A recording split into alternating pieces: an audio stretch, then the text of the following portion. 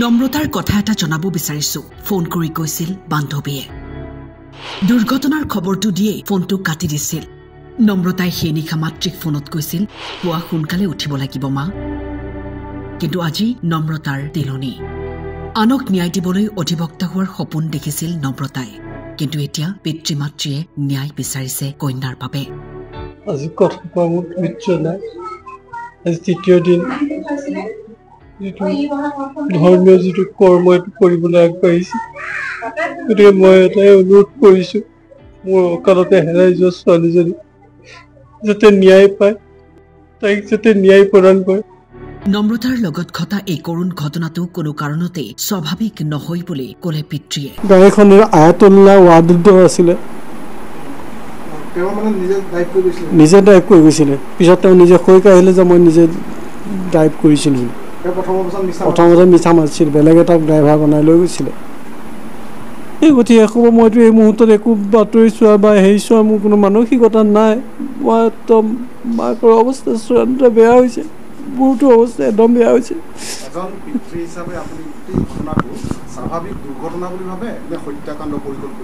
স্বাভাৱিক দুৰ্ঘটনা কোনো কাৰণে নহয় কাৰণ আৰু এটা আটাইতকৈ ডাঙৰ কথা যিখন এক্সিডেণ্ট হৈছে গাড়ী বাকী কেইজন আৰোহী ক'তো মাত্ৰ এটা খুঁট লগা নাই অকণ মাখিচাৰ এটুকুৰা ছিগা নাই কিন্তু নম্ৰতাৰ কিন্তু মূৰটোৰ পৰা ব্লিডিং হৈ মূৰত গভীৰ জখম হৈ মৃত্যুক সাৱটি ল'লে লগে লগে গতিকে তাৰ পৰা কি প্ৰমাণ হয় অকল তাইক মাৰিবলৈ এক্সিডেণ্টটো হ'ল নেকি এইটো আমি দেখিছোঁ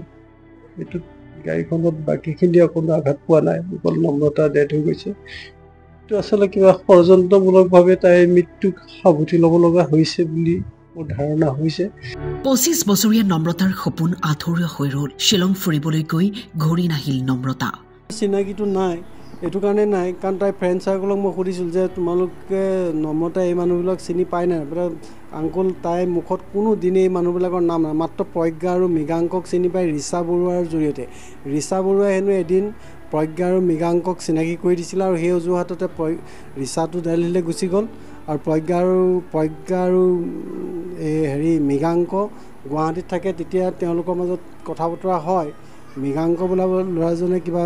বিজনেছ কৰে প্ৰজ্ঞাই কি কৰে মই ইমান সঠিক নাজানো আৰু এইখিনিতো এইটো কি আয়াতুল্লাহ নে কি এইবোৰটোৰ নাম টোটেলি তাইৰ মুখত আৰু কোনোদিনে তাই সেইটো নাই তাই যিকেইটা ফ্ৰেণ্ড চাৰ্কলত যিখিনি আছে সেইখিনি আমি জানো হ'বনে সমগ্ৰ ঘটনাৰ উচিত তদন্ত কি হৈছিল শ্বিলং পথত নম্ৰতাৰ লগত